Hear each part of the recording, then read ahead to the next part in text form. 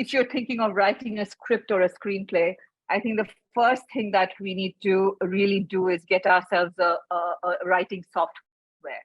That in the long run just really helps you, because when you're starting casually, you start writing in a Word doc, and then from converting a Word doc to a final draft film script, it is really, really tedious, because you have to manually kind of feed in things, manually make sure everything is kind of falling into place. It is not an automated thing that you copy paste and hey, it's magic. So I think just to get a software right from the get-go when you're writing is really something that everyone should do, because that will really serve you well. And you learn, the software, it sounds kind of a little maybe daunting, but it's very easy. It's very easy to navigate around. Final Draft is a software that's oft used. I use Final Draft myself. It's very easy to kind of navigate through how to work on it. It's really, really helpful. And also, yeah, just load up on that coffee, because that really does come in handy.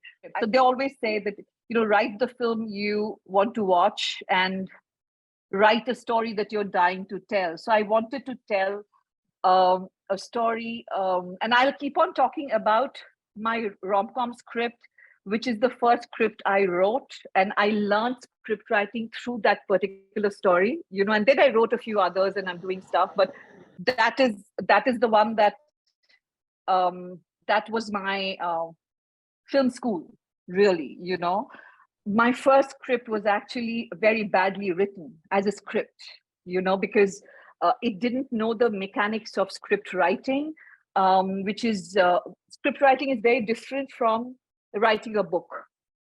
In a book, you just have the words and the paper. In a script, you have a whole world of visuals at your disposal that you can use to tell your story, right? So I think that was the lesson that I needed to learn first, that, show, not tell. At every step of the way, see how you can use the visual device to tell a part of your story. You can use production design to set up the world, which is why I think, see, I'm going about it. You will also get a handout at the end of the workshop, which is a more kind of a structured way of stuff that I've put down with, whatever I'm discussing with you. I've put it down, which we'll share with you at the end of the workshop. So I think the main two things that I learned about screenplay writing, script writing, not screenplay writing, script writing, is that firstly, see how best you can use the visual device at every dimension, be it setting up the world. How can you use production design to tell us something about the headspace of the character, about the world that they're living in, about the times they're living in, what are the headlines? Production design is such a beautiful device for films that they really enrich and layer the world that you're creating, making it more immersive. That is one thing. The other thing is that when you're writing the dialogues, you should read it out loud. And when you hear it, if it sounds wrong to you, it is wrong. It'll never sound right to the audience. So I use myself as the barometer. I think research is like the bedrock of your script, because it gives you so much, and not to use research in a boring fashion, but just to take the research and mine it, mine it for your production design, mine it for, what kind of world is it in? Like, for example, again, I'll use my script, it's a world that I know, it is set in New York. But the one thing I missed out writing, which actually a reader pointed out to me when reviewing my script, that we are not getting the language of the girl's business. She is in the microblogging space. But while I know the world, I did not use specific words. Specificity in a way is so good for films, right? It instantly gives you that sense of, oh, this is the world, this is sharp. So, because at times you're so close to a script that you miss seeing the most obvious thing. And the most obvious thing that I missed was I was not using specific words from that business in a work meeting, just to give a sense of this is the world it is. I think research gives you so much, and then you have fun with it. Not to use it in a very like a documentation process, but just to have fun and see what you have at your disposal. So research is the bedrock. From there, you get to the characters, their jobs, the world that they do, the world that they live in, the job that they do. And what I also do is I have a kind of a Q&A for characters that I write down. Because so here's my thing. I think of a story I'm going to write, then I research, then I start to building the characters. I think the story is driven by the characters. Once you know where your character is at, geographically and mentally and physically and professionally, I think it gives you cues for your story. Because see, a rom-com is a boy meet girl, right? How do you make it different? Their world will drive the differences. Their world will give us what they do, what are the moments that we are going to explore, what are the conversations, what are the headlines around them. So I think, so research, character, story beats, story. I think that is the flow that really works for me. I always write the character first. I don't write a story and then in hindsight try to create a character, because I think, I don't think that serves the story that well, because you're trying to then fit in things, taking away the potential authenticity that you can start with, So these are at the starting with the idea phase, I think the things that really work for me. And once, writing the beats down it is a variable. It depends on how you are seeing the story. I write the beats down. I like to see a story from start to finish. It could be just the 30 beats, and then you start filling in the little fillers and make it into a 50-beat story. But it just gives you a map. I think that works well for me, but it's a variable. It is, everyone has their own process at the end of the day. And then once you have written it out and you have been, you have done your reading of the script, you've heard the words and you've thrown out the words that don't work for you, then comes the most important part, which is just share it with people and be open to people telling you stuff, And of the 100 things someone will tell you, not all the 100 points will be relevant to you, but one of all the 100, that one point will elevate your script. It's happened to me repeatedly, where I have, someone just saying something that, but why this? And I'm like, yeah, why that? And okay, let me absorb this. Another thing, the main thing in script writing that I also figured is, when you have a grasp over the language, it's very, it's very easy to kind of get lost in the words. But in the script, nobody's interested in your words beyond the point. You just have to make your point, tell them where they're at, tell them where the character's at, and move on. So just keeping it concise and precise and not repeat things. I think those are just, keep the words as minimum as possible, just enough to service your story and, just to give people a sense of what is there, and then move on from there, So that is, even I had, also the scene. So when I was writing my first draft, I was like, okay, it's reading so well. Everyone is telling me it's such a well-written script. It was rubbish because I had scenes, it's a rom-com. I had like a father-daughter scene because I'm close to my father. So I had father-daughter scene that was like going on for 5 pages. Nobody gives a rat's ass. Really, it's a rom-com. Nobody wants to see a father-daughter loving scene beyond the point, which is not relevant to the story.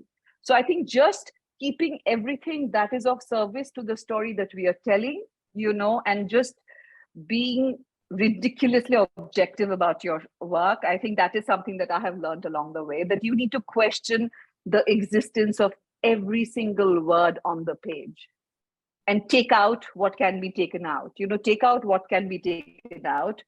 Bobby, did you have a question? Yes, Indrani, first of all, thank you for this workshop. And secondly, I just wanted to just come back to your point regarding being influenced by feedback from friends, family, viewership, and so on. Where does one draw the line, really? Because if you're writing a script, you have a story to tell, you have a viewpoint. Where does one draw the line? That's my point. See, the drawing the line is, you are telling a story with a certain conviction. Let nobody shake the conviction, but you will know. You will know. It is like, say, 5 friends have given you 10 points, okay? Of which you will dismiss 8 points right away because you know it is not relevant to you. But those 2 points, you will, I think our instinct comes in handy there, where like I instantly know something that, okay, this is an interesting viewpoint. I stay with it for a few days. So it's not like you scramble to factor in everything that you hear, no. But some things will make sense to you, and you will just go back to the scene, and you kind of review the scene with that lens and either validate yourself or say, okay, yeah, maybe this is not a bad idea. I think it's your gut instinct comes into play here. See, if we jump at every feedback we get, we have no business sitting in the chair we are sitting in, right? Absolutely. Then we are not convinced about the story we are telling.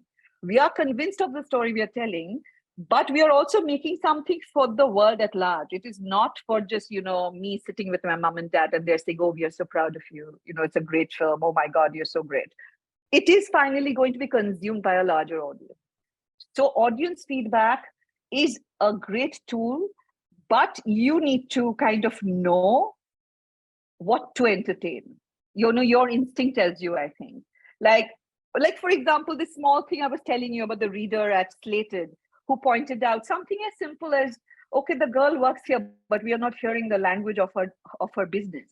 It was a very obvious, simple thing that she pointed out, or he pointed out to me. I don't know the gender, but that was relevant to me, right?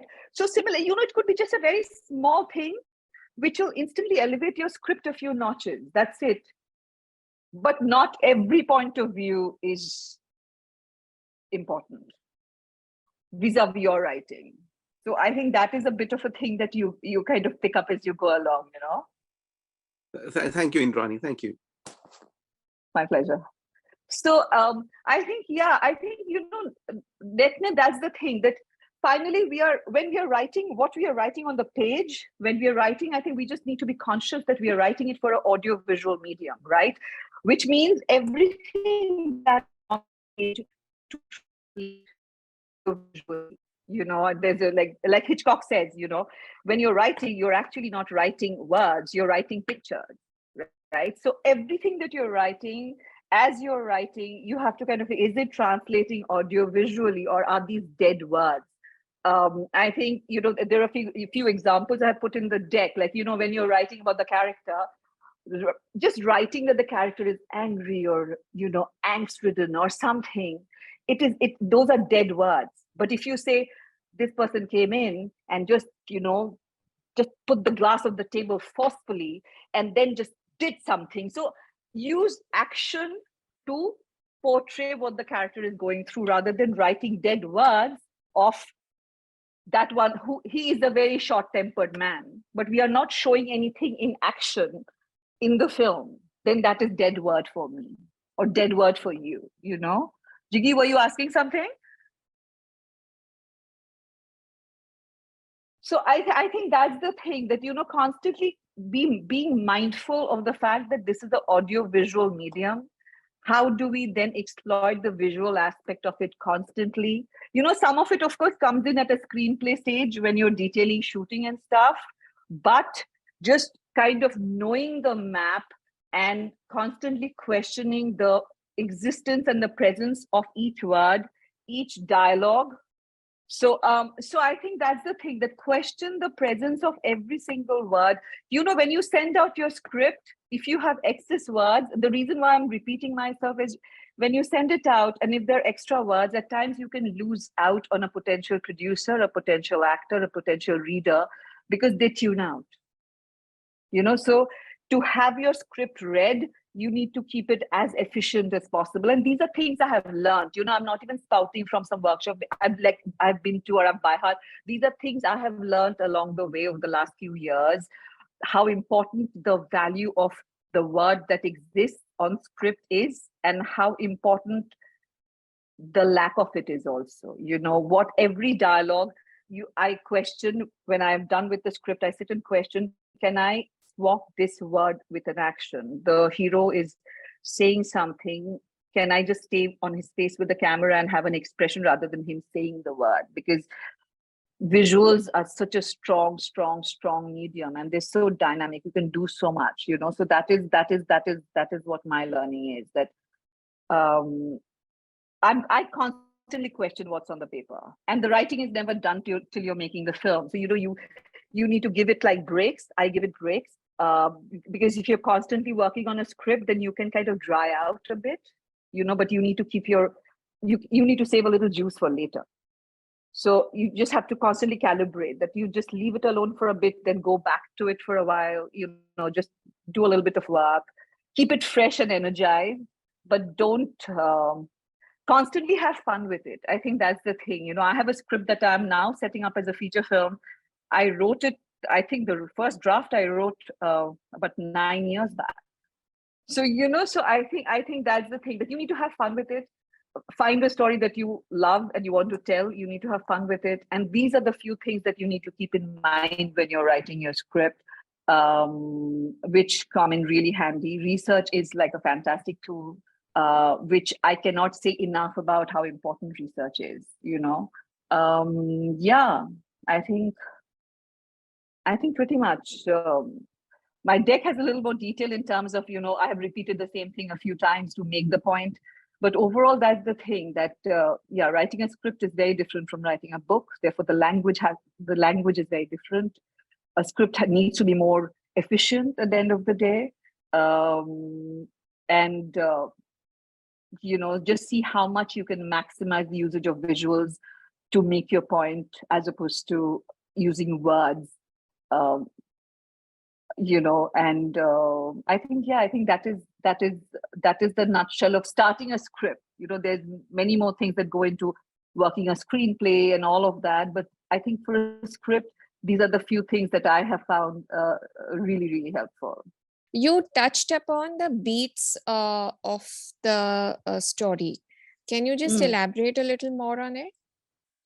Okay, so the beats are basically the key moments or scenes in a film, you know. So in your first act, what are you tackling in your first act? What are the beats of each? Like, you know, in my first act, these are the 10 scenes that will be there. You will end up having 20 scenes, yes, but the 10 key scenes that tell us about the character, that tell us about the world, that tell us about their headspace, where they're at the beginning of the film, you know. So that tell us about basically the whole setup of the world and the characters would be the first act, right?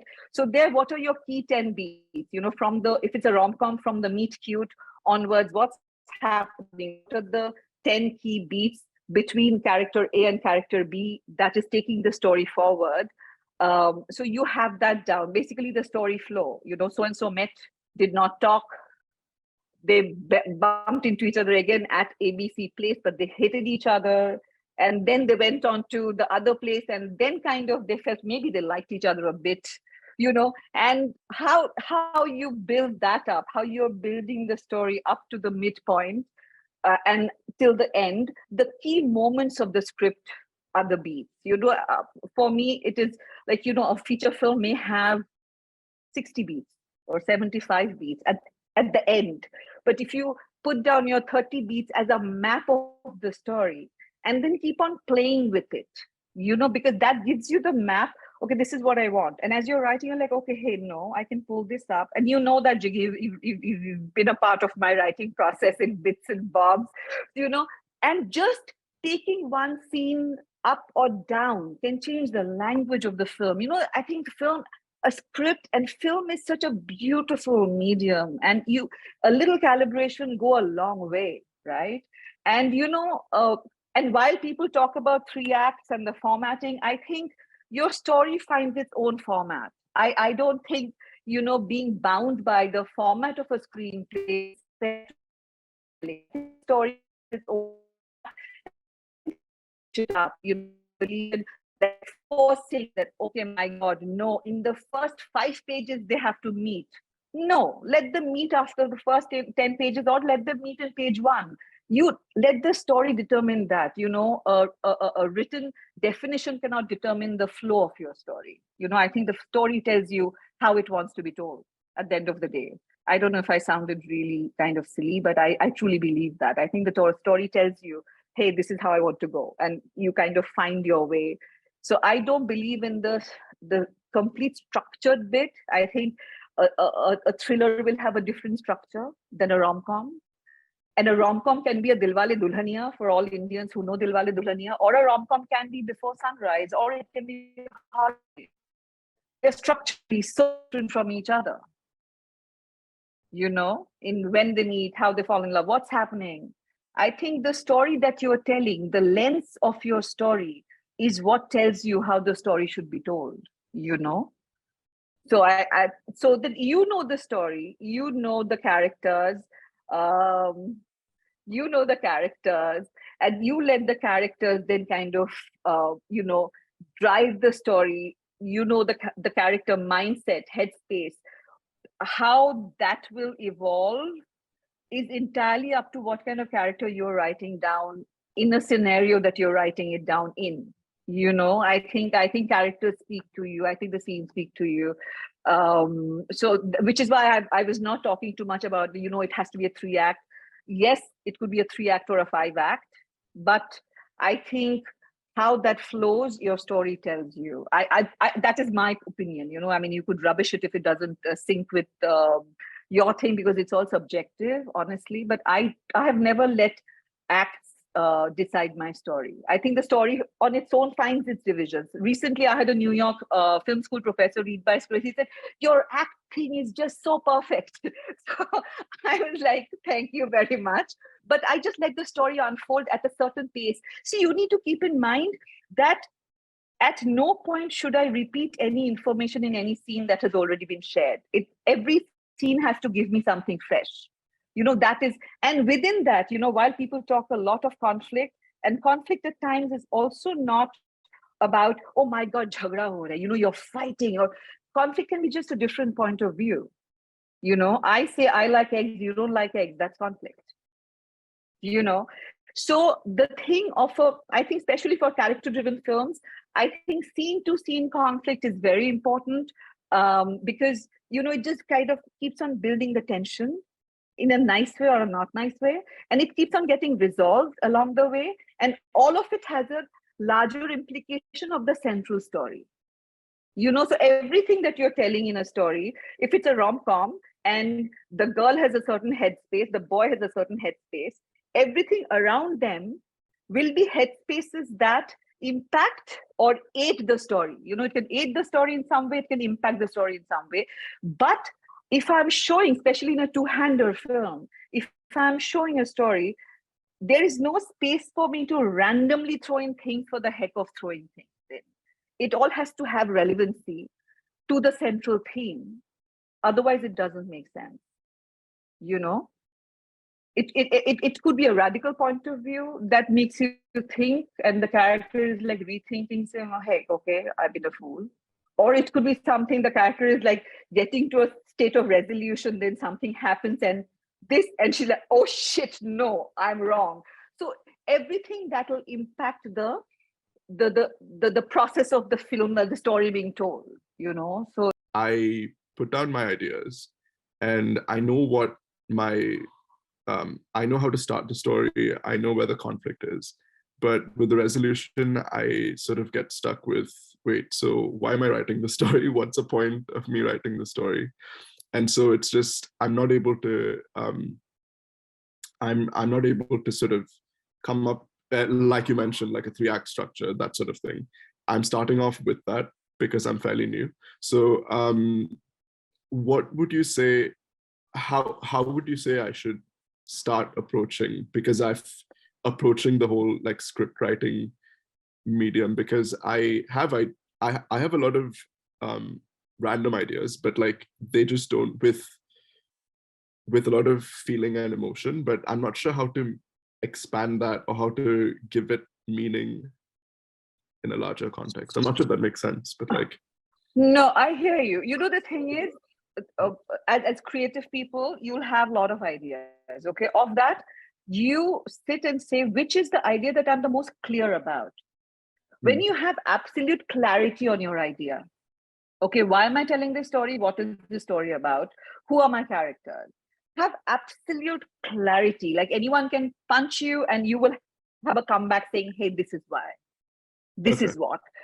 Of the 10 ideas, 2 that you have absolute clarity about is what you should go with.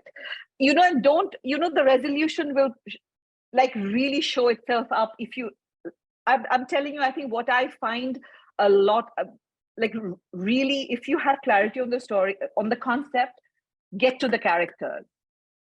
The characters are, like research is your bedrock. The characters are your bedrock, because the character, the nuances and the quirks is what will give you how to drive your story. It'll give you, the specificities of the story. I think the characters, I always start with the characters. Never have I ever written a script without fleshing out the characters, ever. I think that really, and instantly that, you'll have the questions, you'll have your answers, and you start from there. Okay, these are the characters, this is the world, this is the story. And then, by the time you're done with your first act, say first 10 scenes,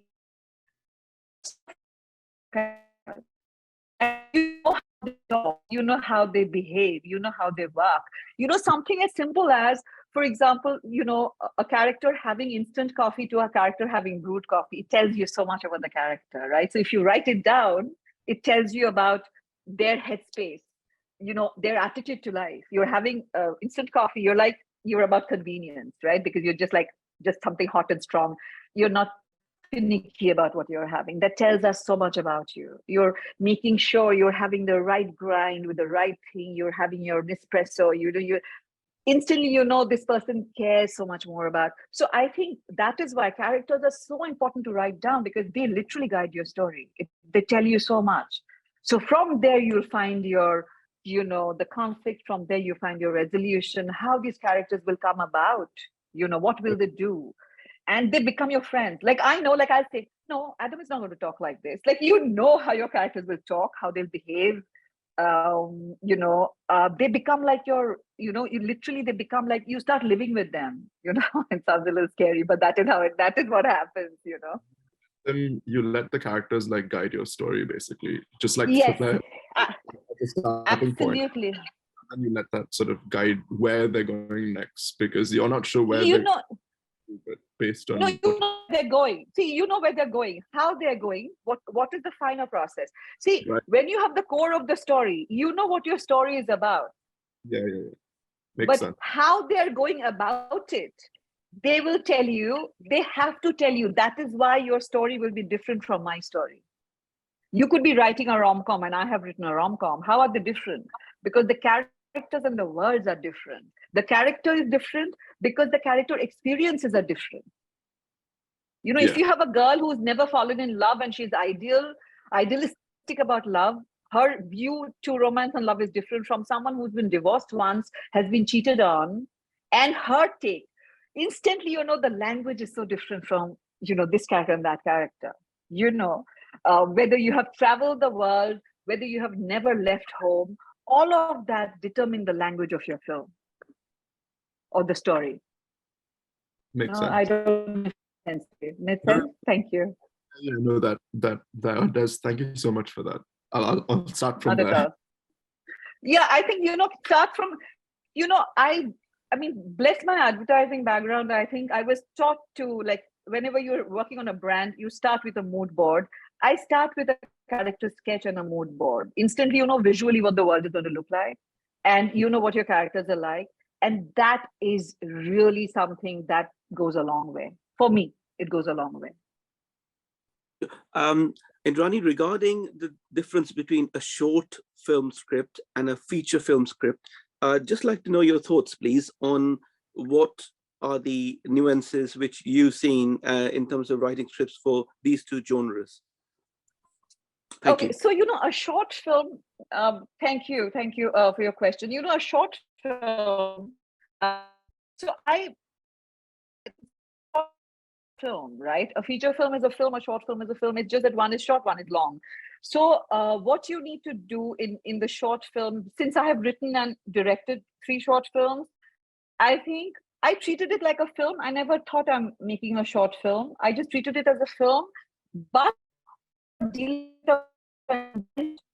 almost a single point thing, you know, a single point experience, as it were, as opposed to a kind of a multi-pronged thing when it comes to a feature film, right? So, for example, one of my short films is also a rom-com-ish, you know, about two people in their late 50s, early 60s.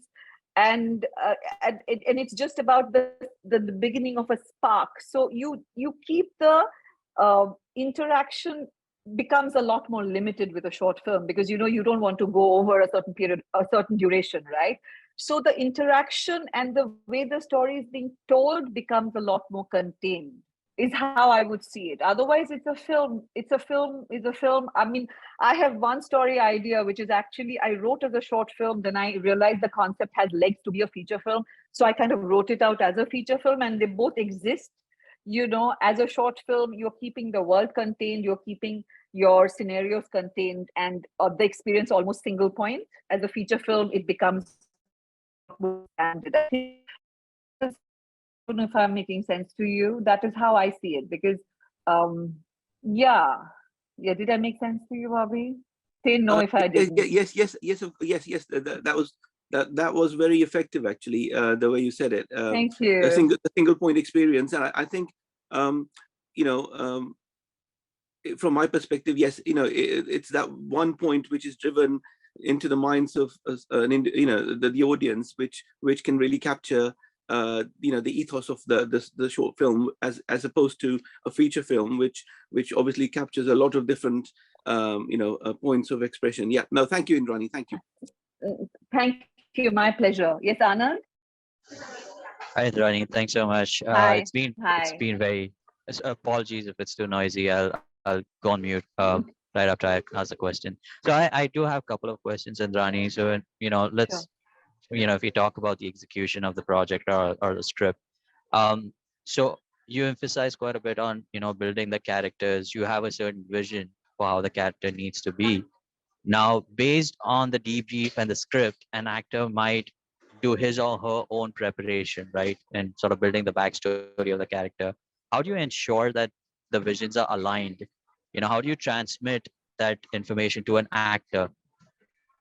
Very good question. So the reason why I work on the character first is you already give the character a backstory. So when you're going to the actor, you're not unprepared. You already are going to him with a character that's fleshed out. He is so-and-so, was born here, did this, traveled here, stayed here, has parents, don't have parents.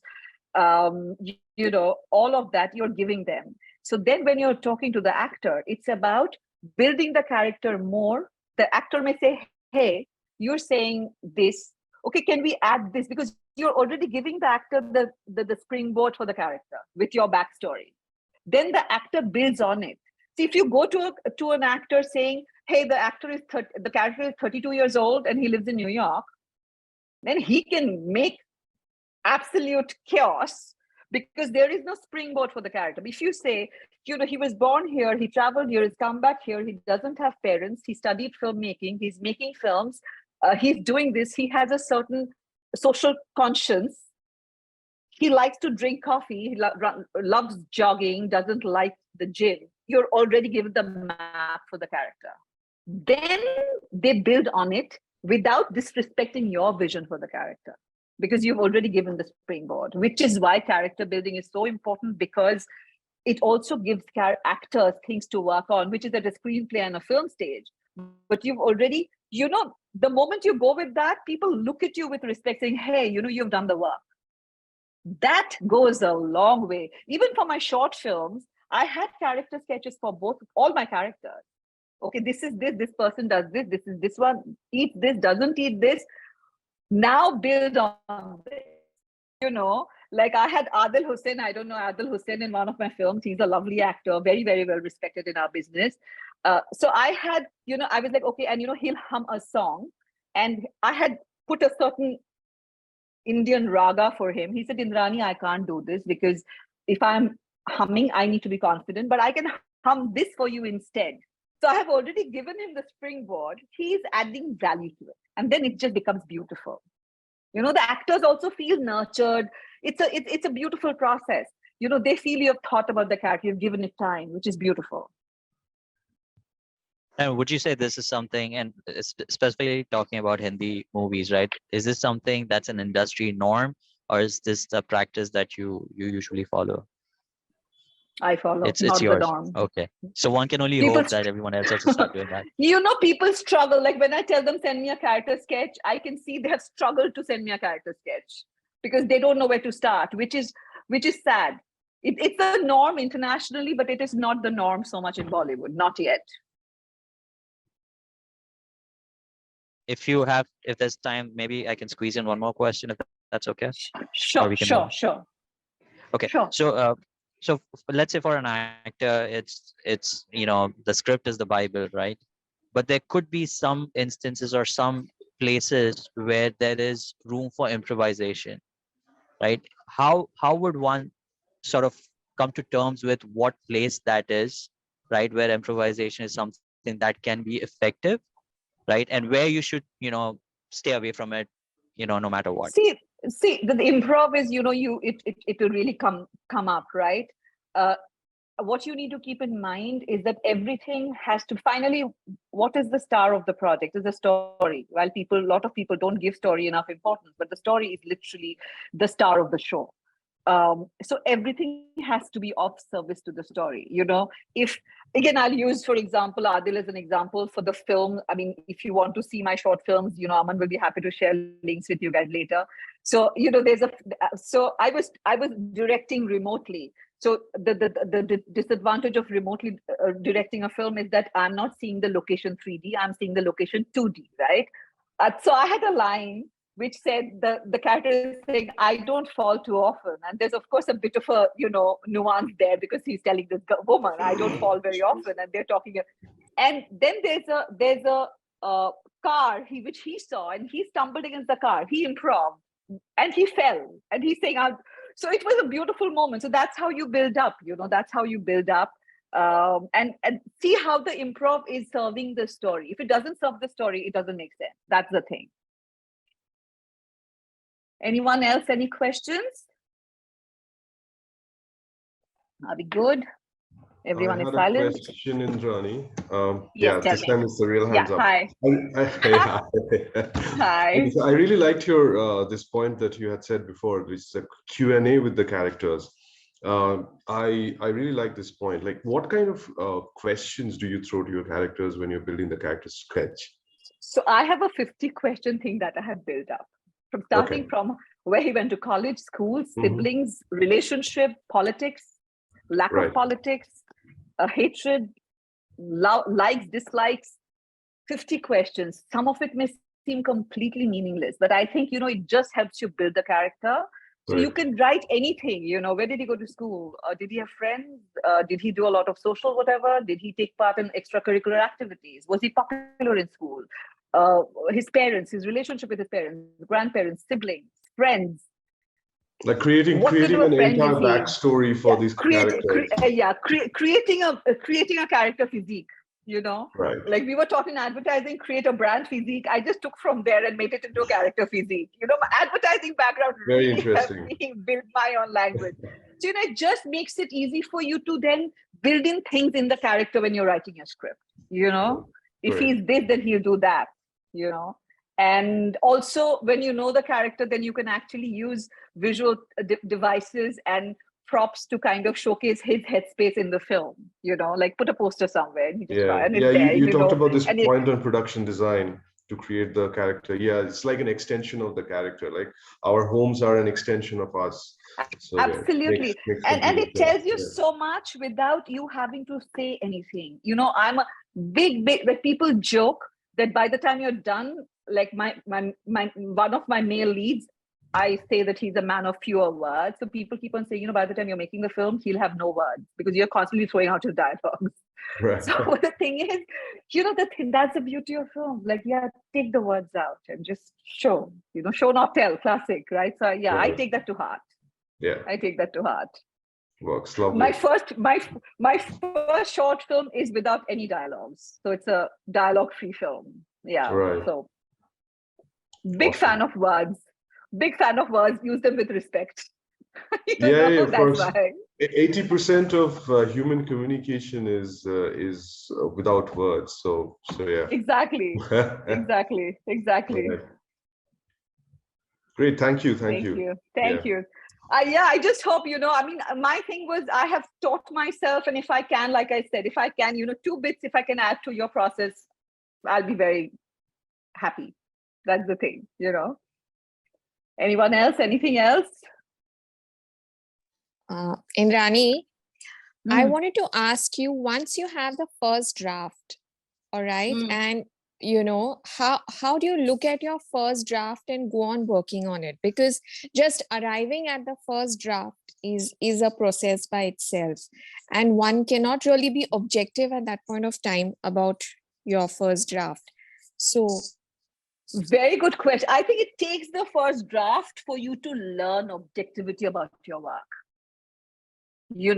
I think I was very fortunate, an actor read my early draft, and she said, you know the language very well, it reads very well, but your climax is shit because it is so word heavy. That was for me the first most constructive feedback I had, because then I realized the climax should be as wordless as possible because it's the conclusion. So all the actions have led to the conclusion. So I don't need to have a word heavy climax. So I think the first draft, you're so happy you have written this. I have been through the process. Now I shudder when I see my first draft. I've told you so many times, my God, it's so bad. It reads so badly. I'm embarrassed. But I think you need to write the first draft to get to your objectivity, because then you learn that you're not writing it for yourself. You're writing to tell a story to a larger audience. The purpose of your script is a larger audience. Therefore, you need to make sense to the larger audience. So you need to take a step back, and you need to be, I think, I am very opinionated,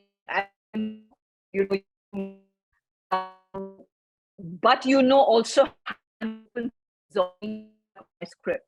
And I always say, tell me what's bad, because I know what's good. Don't tell me what's good.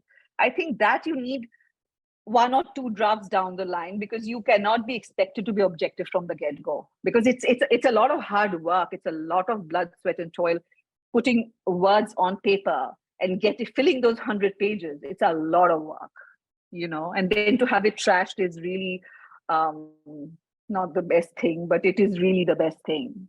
And when people give you time, I think I have been extremely fortunate in that way. Like now I have gone to a studio in LA and had my scripts reviewed, but the journey up until then, I think I have had some very good ears and eyes giving me feedback, and I've been extremely fortunate. In terms of just the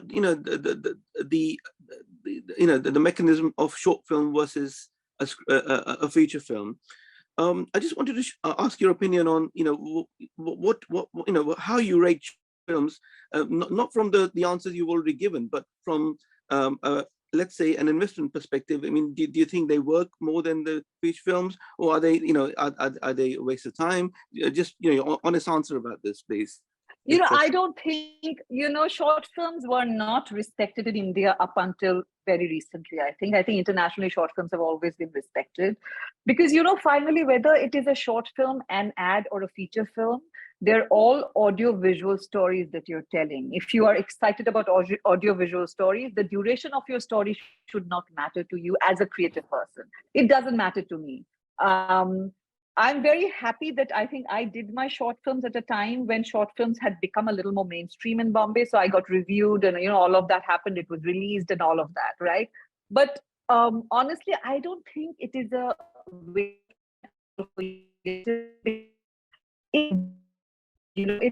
It's like wetting your toes in the pond a little bit, right? So before getting into a feature film, if you do a few short films, I think it's great for you creatively, and as someone in the business, I think it just kind of it eases you up a little bit, process. You kind of so before making a feature film, the feature film is a lot of money, a lot of people.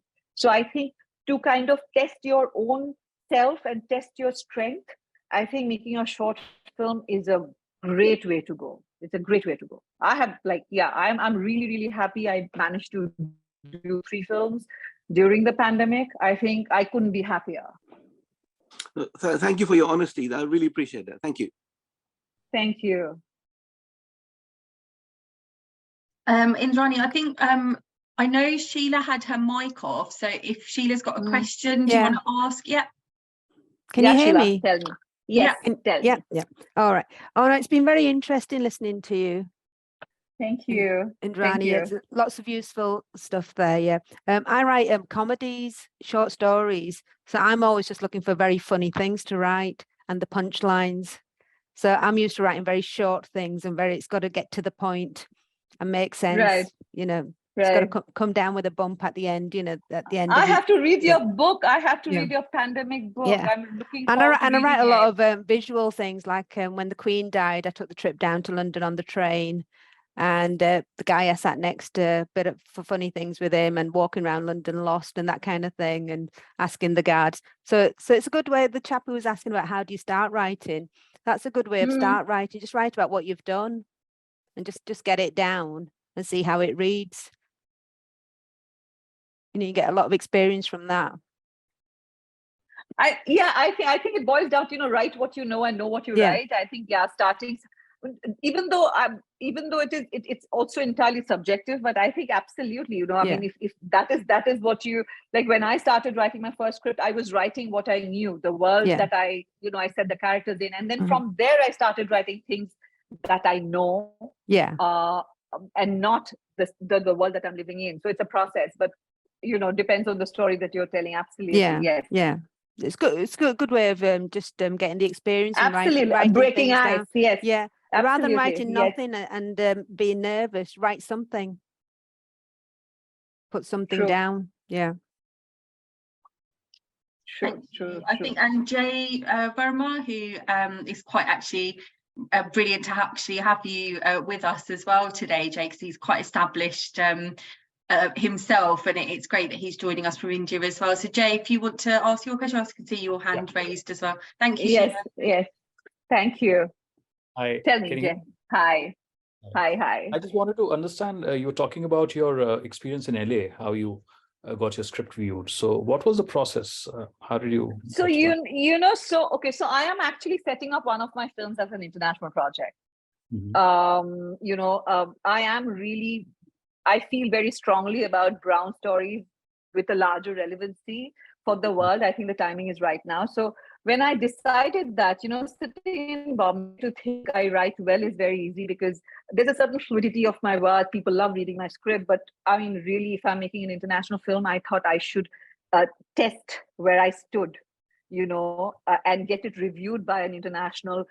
And, in LA, they have agencies that actually review your script. It is like a proper service that they have. They review your script, and they don't know, when you send in your script, they don't know who you are. You don't know who they are. So it's a blind test. So they just read your script and they react to it. So I wanted to get that done. So I had like 2 panels review my script. You send it in, you submit it, you pay a fee, and they send you the notes back. And you just see where I wanted to see, Jay, basically, if I'm writing an English language script, I wanted to make sure my held good, because I'm not just going to make the film for us. I'm going to make the film for a larger audience from everywhere to watch it. So therefore, the dialogues and the humor and all of that needed to hold up at a certain standard. So that was my test. Which is why I sent it in, and it was reviewed rather well. So I'm really I'm very happy. Therefore, yes. How does it take your script forward? They've reviewed it and that's it? See, they review it. They send you the notes, which is good, And I think internationally, what happens when you are pitching your script outside, to show that it has been reviewed by, say, a Slated, which is where I send my script. They reviewed, Sound of Metal. They really added notes, and that really made a difference to the script that finally came out. A Riz's film that went to the Oscars last year.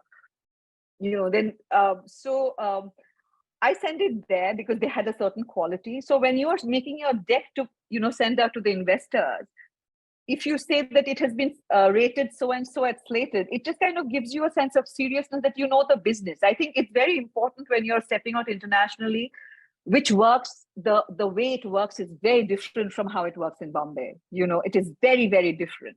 So I just needed to understand the language of that business to make them see that I'm serious about what I'm talking about. So it is not just someone in Bombay who fancies herself to be something, therefore doesn't know, but still, so just professionally present your case. I think their coverage is, because coverage is very, very commonplace in LA. It's very commonplace in LA.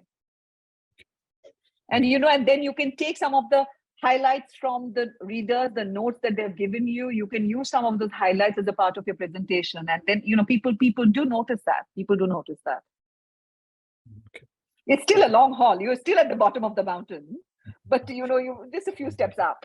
As far as the industry here in Mumbai is concerned, I think it's more accommodative compared to but thank you, Aman, and thank you for your Indrani, for your this thing. It was really nice. Thank you so much for joining in. I hope I did make some sense. No. Somewhere. Thank you for making effort, time. Aman. Thank you for this. It was really nice. Thank you. And I really liked your this thing about the characters, the questions that you put to your characters, because this actually would give it the kind of dimension to a character which will help in the purpose of the character, which is really nice. Absolutely. Thank you so much. I'm happy that, I'm happy to have made sense. Thank you. Thank you so much. Thank you. Have a good weekend. Anyway, anything else? Anyone else? All good?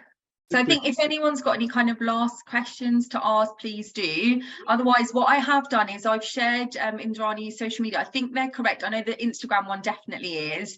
And I just checked Facebook. So I think that you should find Indrani if you just put her name in. So if you want to send any direct messages, especially for those of you that are in India, there might be an opportunity maybe to kind of have a conversation. And also, if there's anything from the UK that I can help with, please do let me know as well. I think it's really important that we all kind of support one another, we all network, we kind of lift each other up. Everyone's doing some really exciting work in each of their fields, and I think it's fantastic. So whatever we can do to support one another, I'm always happy to help. So that was great. I'm sure you all agree. Thank you all for giving up your time today. Indrani, especially to you for prepping so much as well. I do have the handout, so the booklets, I will email them to all of you now. And as I say, if there are any questions, please do contact Indrani directly. And that's it. Thank you very much. So Aman, thank you. It's a Saturday morning. It's great. It's great all the effort that you put in, and it's always great to work with you.